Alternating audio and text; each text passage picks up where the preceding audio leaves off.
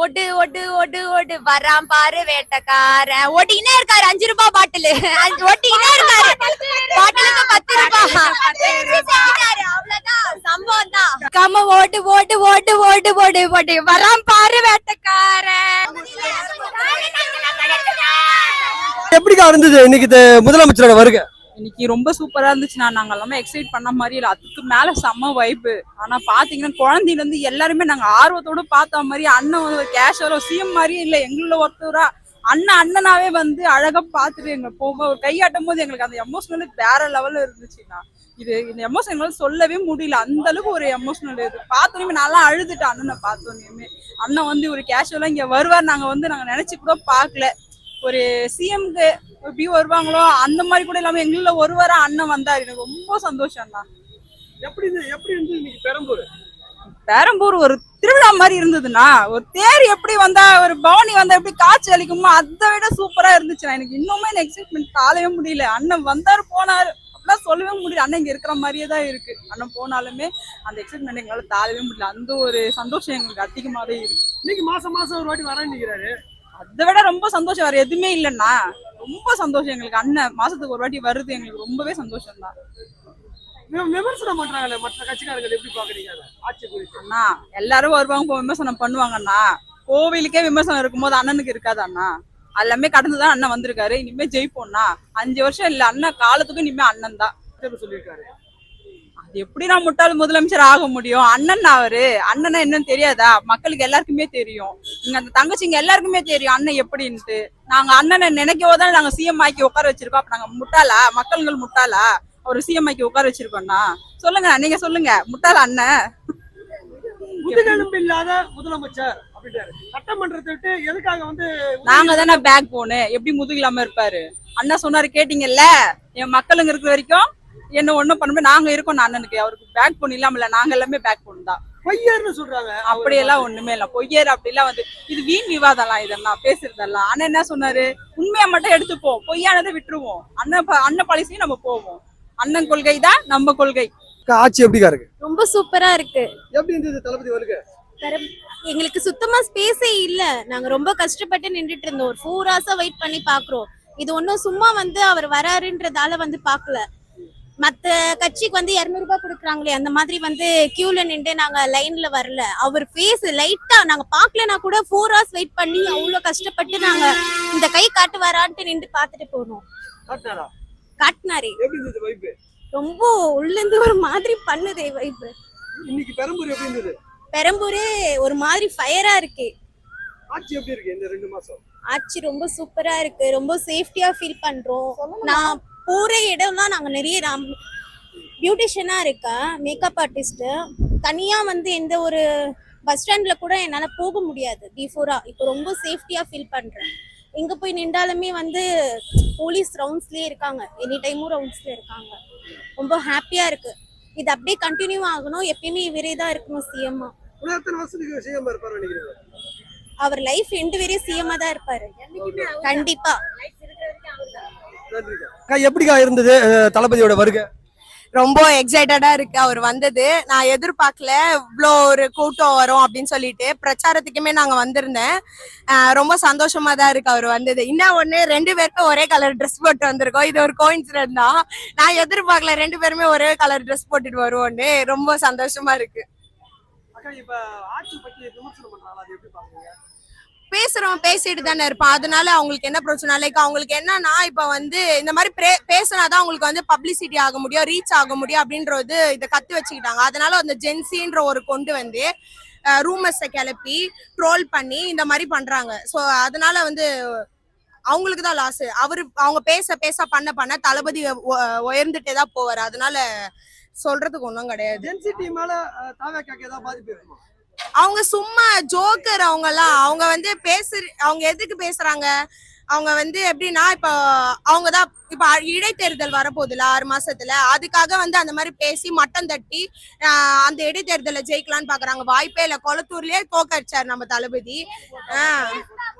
PS Babu வச்சு தோக்க வச்சாரு. அதுதான் கொளத்தூர்லயே கொத்து பரோட்டா போட்டோம். இடைத்தேர்தலாம் ஒரு புடுங்க முடியும். எப்படி இருந்தது தளபதி வருகை? கொண்டாட்டம்னா அதான் எப்படி இருந்தது பாத்தீங்களா? நல்லா இருந்துச்சுங்க.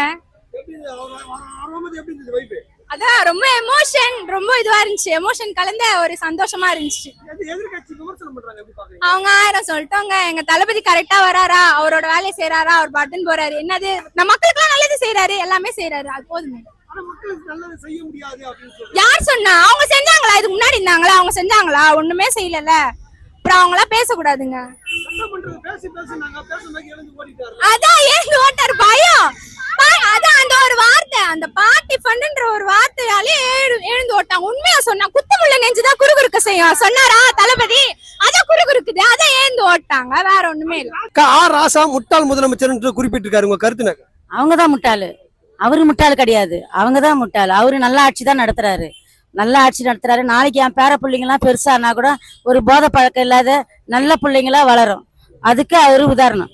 அது ரொம்ப சந்தோஷமா இருக்குது. அவர் ஆட்சி எங்களுக்கு ரொம்ப பிடிச்சிருக்குது, ரொம்ப சந்தோஷமா இருக்குது. அடுத்தடுத்து அவரு தான் வருவாரு, கண்டிப்பாக அவர் தான் வருவாரு. அது அவங்கதான், எல்லாமே அவங்கதான், அவரு கிடையாது. அவரு எதுவுமே கிடையாது. அவரு நல்ல இதுல எல்லாம் கத்துக்குன்னு தான் வந்துக்கிறாரு ஆட்சியில. அவர் இன்னும் சினிமா நடிச்சுட்டு நேரா வந்துட்டாங்கன்னு சொல்றாங்க, கிடையாது. அவர் எல்லாத்தையும் கத்துட்டு தான் வந்துக்கிறாரு. அவரு எதை எப்படி செய்யணும்ன்றத கத்துக்கிட்டு தான் வந்துக்கிறாரு. வலிமையான முதலமைச்சர் தான் எங்க முதலமைச்சர். விஜய் முதலமைச்சர் வலிமையான முதலமைச்சர் தான். அவரு சூப்பரா நடத்துறாரு, அருமையா நடத்துறாரு. அவர் குறையே கிடையாது, யாரும் குறை சொல்ல முடியாது அவரை. ஆட்சி தான் சொல்றேன், ஆட்சி சூப்பரா இருக்கு.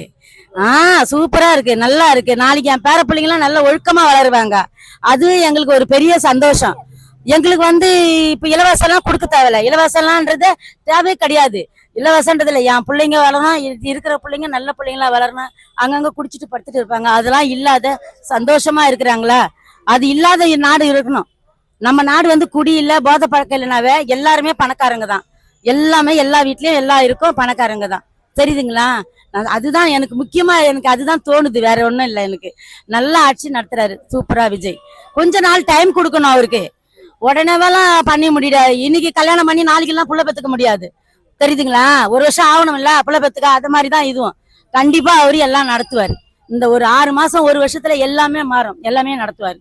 அதை நான் சொல்றதுக்கு தான் நான் கண்டிப்பா இங்க வந்தனே. நான் இன்னைக்கு நல்லா நடத்துறாரு. ஒண்ணுமே அவருக்கு மேல தப்பே சொல்ல முடியாது. அவர் அருமையா நடத்துறாரு. அந்த ஆட்சிக்கு அந்த தலைமை செயலகத்துக்கு அவ்வளவு காலையில வராரு. அவ்வளவு இதா நாங்க நேரடியா பாக்குறோம். நாங்கெல்லாம் டிவில எல்லாம் நேரடியா பார்த்ததே கிடையாது. நேரடியா உட்காந்து பாக்குறோம். அது இப்ப டிவி கூட ஆஃப் பண்ணிட்டு ஒரு நாடகத்தையே போன ஆஃப் பண்ணிட்டு நாங்க உட்காந்துக்கிற நேரத்துல அதெல்லாம் எங்களுக்கு ரொம்ப சந்தோஷமா இருக்குது. இதெல்லாம் நம்ம வயசுலயே பாக்கலையே, இது இப்ப பாத்துக்கிறோமே நேரடியான்ட்டு. இப்ப கூட அவரை தான் நான் கொஞ்சம் பார்த்தேன், மூஞ்ச கொஞ்சம் பார்த்தேன், அவ்வளவுதான். நான் ரொம்ப அதுக்கு இன்னும் ஓடியாந்தேன், உடம்பு சரியில்லை எனக்கு, இருந்தாலும் ஓடியாந்தேன் நான் பாக்கணும்னு சொல்லிட்டு. எப்படி இருந்தது தளபதியோட வருகை? அவர் வருகை சொல்ல தேவையா? அவர் வருகை அப்படி இருக்குது. அவரால எல்லாருமே வீட்டுல குழந்தைல இருந்து பெரியவங்க மட்டும் நின்றுங்கிறோம். எதுனால அவர் ஒரு முகத்தை மட்டும் பார்க்கதான். அவர் எங்களை பாக்குறாரு இல்லையா, நாங்க அவரை பார்க்கணுன்றதால தான் நாங்க வரோம். இதுக்கு மேல என்ன வேணும்? யார் என்ன சொன்னாலும் அவர் தான். இனிமேல் ஆட்சி ஃபுல்லா அவர் தான், அவருக்கு தான் ஓட்டு போடுறோம். இந்த மக்கள், இந்த ஊர்ல இந்த எத்தனை மக்கள் இருக்கிறாங்க, அத்தனை மக்கள் அவருக்கு தான் ஓட்டு போடுவோம். அவரை தவிர யாருமே கிடையாது. இனிமேல் சிஎம் ஒரே சிஎம் யாருன்னா விஜய் தளபதி மட்டும் தான் சிஎம். அவர் மட்டும் தான், வேற யாருமே கிடையாது. ராசா அவர் சொல்லுவார் எலும்பு இல்ல சதை இல்லைன்ட்டு. அதுக்கு நாங்க இருக்கிறோம். எலும்பு கொடுப்போம், சதை கொடுப்போம், எல்லாமே கொடுக்கறதுக்கு நாங்க இருக்கிறோம். அவரு கரெக்டா இருக்க சொல்லுங்க. நாங்க இனிமேல் அவரை நாங்க விட மாட்டோம். நாங்க எல்லாம் மக்களா இருக்கிறோம். அவருக்கு மக்கள், அவங்க பிள்ளைங்க, அண்ணன் தம்பி அக்கா தங்கச்சி எல்லாம் வரும் அவரு கூட நாங்க இருக்கிறோம். அதனால யார் எது சொன்னாலும் சிஎம் ஒன்னும் பண்ண முடியாது. ஒரே சிஎம் யாரும் நம்ம விஜய் தளபதி மட்டும்தான், வேற யாருமே கிடையாது. சொல்லுமா எல்லாம் இடமே இல்ல நிக்கிறதுக்கு. வயசானவங்களாம் நிக்கிறாங்க. எப்போ 12 மணில இருந்து நிக்கிறாங்க, காலையில வந்துட்டாங்க, இடம் பிடிக்கிறாங்க. அந்த மாதிரி இருக்குது, ஒரு ஜெகஜோதியா இருக்குது. எப்படி சொல்றதுன்னு தெரியல. அவ்வளவு ஒரு சந்தோஷமா இருக்கு எனக்கு. நிரந்தர முதலமைச்சரா இருப்பாரா? அவர் தான் இருப்பார் சொல்லிட்டாங்க. நிரந்தரம் தான் அவர் தான். அவரை தவிர யாருமே கிடையாது. அவர் தான் என்னைக்குமே, அவர் தான் முதலமைச்சர்னா அவர் தான். அவரை தவிர நாங்க யாருக்கும் பார்க்க மாட்டோம். அவரை யாரு குறை சொல்றாங்க, எல்லாமே குறை சொல்றாங்க.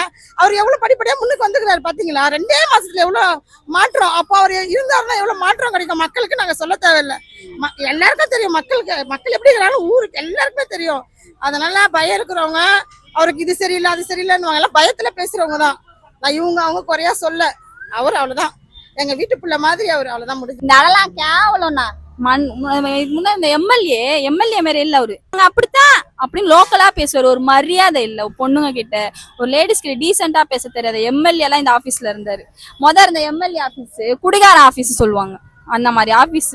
இன்னைக்கு தானே ஆபீஸுக்கு ஊர் இது மேல சூப்பரா மாறும். நான் எதுவுமே நினைக்காத, நான் நம்ம நாடு என்னோட எதிர்காலத்தோட என் பையன் எதிர்காலம் எங்களுக்கு மெயின். இன்னைக்கு என் பையன் பால்வல்ல போனா கூட சூப்பரா படிக்கிறான், தூங்குறான், சாப்பிடுற முட்டை வெயிட் போடுறாங்க, என்ன சாப்பாடுன்னு பாக்குறாங்க. அதனால நல்லது செஞ்சா எவனுக்குமே பிடிக்காது. அவனுக்கு சம்பாதிக்க பார்த்தானுங்க, அண்ணா அதுல மண்ணவாரி போட்டாரு. அதனால பேசுறவன் பேசிதான் இருப்பான், சொல்றவன் சொல்லிதானா இருப்பான். ராமராஜி அண்ணா ராஜாஜி முதலமைச்சரா இருந்த இடத்துல ஒரு பொய்யர் வந்து முதலமைச்சரா இருக்கிறாருன்னு சொல்றாரு. யாரு பொய்யர்ன்றாரு? ஒரு பொய்யர் முதலமைச்சரா இருக்கிறாரு. இவர் தானே பொய்யர் வந்திருப்பாரு, மு.க. ஸ்டாலின். இப்ப அண்ணா மாதிரி தான் வந்திருக்காரு நம்ம தளபதி. இவங்க வேணா இருக்கலாம், தளபதியை வந்து அப்படி சொல்லக்கூடாது சரிங்களா. அடுத்த எம்ஜிஆர் தான் தளபதி. இதே எம்ஜிஆர் வரும்போது இதே ஜெயலலிதா அம்மாவை மு.க. ஸ்டாலின் புடவையை அவுத்து ஓட விட்டார், ஞாபகம் இருக்கா? அவர்லாம் பேச தகுதியே கிடையாது. நீ மட்டும்தான் ஆட்சி ஆளணுமா, இருக்கும் ஆட்சி ஆளக்கூடாதா? உன் பிள்ளை எதிர்காலத்தை பார்க்கும்போது நாங்க எங்க பிள்ளை எதிர்காலத்தை பார்க்கணும். என் பிள்ளை படிக்கும் போது எந்த ஆபீஸ்லயும் காசு கேட்காம என் பிள்ளைய நான் வேலையில சேர்க்கணும்.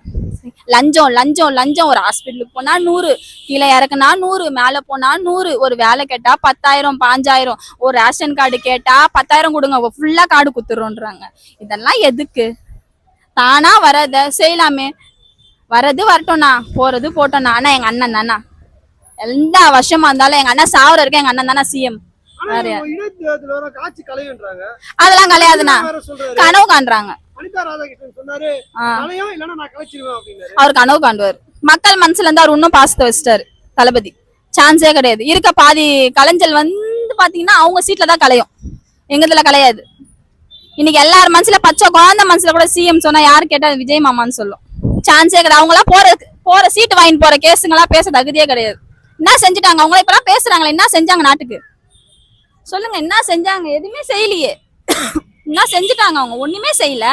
கலைச்சிருவேன்னா அது நாங்க எடுக்கிற முடிவு, மக்கள் எடுக்கிற முடிவு இல்ல. அவங்க பேச தகுதியே கிடையாது.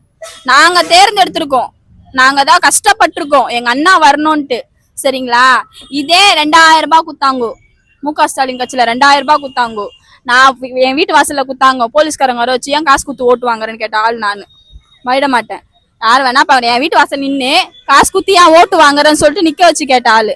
6000 8000 எண்ணி குத்தாங்க. ஆனா எங்க அண்ணா இங்க நின்னா ஒரு ஜன்னனாலும் 100 ரூபாய் வாங்கிருக்குமா, 100 ரூபாய். இதே ஒரு கட்சிக்காரங்க வளர்ந்தா இருந்தாலும் தலைக்கு 200 ரூபாய் அண்ணா வராரு வாங்கு, தலைக்கு 200 ரூபாய். ஒருத்தன் ஒரு சந்திரவை 10 பொம்பளை கூட்டின்னு வருவான். ஆனா இங்க வந்தவங்களாம் பாசத்துக்காக வந்தவங்க சரிங்களா. அவங்க எல்லாம் பேசுறவங்க பேசினா இருப்பாங்க. ஆட்சி மாற சான்ஸே கிடையாதுண்ணா. பயந்துட்டாங்க, இதுதான் விஷயம். செம்மையா பயந்துட்டாங்க. இதுக்கு மேல நம்ம சம்பாதிக்க முடியாது, நம்ம பணம் எல்லாம் போயிடும். உன் பணமா இருந்தா நிரந்தரமா உங்ககிட்ட இருக்கும். கவர்மெண்ட் பணம் எப்படி உங்ககிட்ட இருக்கும் கேக்குறேன். ஒயின் ஷாப்ப இந்த ஒர்க்கருக்கு ஆட்சியில ஒயின் ஷாப்பை மூடிக்கிறாங்களா? எனக்கு விவரம் தெரிஞ்சு எந்த ஒயின் ஷாப்பும் இல்ல. முல்லைநகர்ல ஒயின் ஷாப்பை மூடி இருக்காங்க சரிங்களா. எங்க பாரதி நகர் பிரிட்ஜுக்கு தாண்டி அங்க ஒரு ஒயின் ஷாப் மூடி இருக்காங்க. எதனால மூடி இருக்காங்க? பெண்கள் பாதுகாப்புக்காக தான் பண்றாங்க சரிங்களா. பெண்கள் பாதுகாப்பு என்ன பண்ணீங்க? இந்த பார்க் உள்ள பாத்தீங்கன்னா கஞ்சாடிக்கிற பசங்க தான் உட்காந்துட்டு இருப்பானுங்க. இந்த பஸ் ஸ்டாண்ட்லயே கத்திய வச்சு போனை புடுங்குவானுங்க. இப்ப அதெல்லாம் நடக்குதா பாத்தீங்களா? வந்த உடனே எவனுமே இல்ல, நான் செஞ்சேன் யாராலையும் செய்ய முடியாதுண்ணா.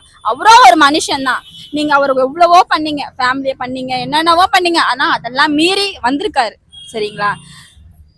அது அவரோட ஃபேமிலி விஷயம். அதான் உன் ஃபேமிலிய பாடுறா. நீ ஒரு பொண்டாட்டிட்ட வாழ்றியா, உன் புள்ள ஒரு பொண்டாட்டிட்ட வாழ்றானா, இல்ல உன் பேரன் ஒரு பொண்ணு கூட சுத்துறானான்னு பாரு. அவனுங்களே பலாப்பேட்டைக்கு போந்தானுங்க 10 பேர்ட்ட பாக்குறானுங்க. இது வந்து தளபதியை பேசுறாங்க. ரொம்ப சந்தோஷம் பிரதர். ஆனா நான் இந்த தொகுதி இல்ல பிரதர், நான் வந்து காசிமேடு ஆர்கே நகர் தொகுதி. வராரு சொன்னோன்னா சரி அண்ணன் நான் பாக்கலாம், ஒரு ஹாய் சொல்லலான்னு வந்தேன். சொல்லிட்டேன், பாத்துட்டேன், ஃபர்ஸ்ட் டைமா பார்த்தேன், ஹாய் சொன்னேன். ரொம்ப சந்தோஷமா இருக்குது. அண்ணனுடைய கடவுளை கூட பாத்துடலாம் போல இருக்குது. இவரை பாக்குறதுக்கு ரொம்ப கஷ்டமா இருக்குது. ஆமா, ஆட்சி 2 மாசம் தான் ஆகுது வந்து. இனிமேதான் தெரியும். இனிமேதான் ஏற்கனவே கொஞ்சம் கொஞ்சமா பண்ணிட்டு வந்துட்டு இருக்கிறாரு. விமர்சனம் 1000 பண்ணுவாங்க. எதிர்கட்சிகள் வந்து அவங்களுக்கு பணம் போயிடுச்சு, கொள்ளடிக்கிறதுக்கு கை நிறைய கோடியா பணம் பார்த்த கை. இப்ப அதெல்லாம் பார்க்க முடியல, பதவி இல்ல. அந்த வெறி என்ன ஆகுது, அவங்கள பேச வைக்குது. அந்த வெறியில இருக்கிறாங்க. இப்போ போட்டு விஜய் வந்து கையில கிடைச்சா புடிச்சு அடிச்சு துவைச்சு காலி பண்ணிடுவாங்க. அந்த வெறியில இருக்கிறாங்க இப்போ. அதனால அவங்க எதிர்கட்சிங்க அப்படிதான் இருப்பாங்க. அதெல்லாம் நம்ம கண்டுக்கவே கூடாது. ஆட்சியை கவுல் போகும் அப்படின்னு சொல்றாங்க. கோப்பாங்க. மக்கள் இருக்கிற வரைக்கும் ஒண்ணும் கூட ஆணிய புடுங்க முடியாது. ஒண்ணு கூட புடுங்க முடியாது.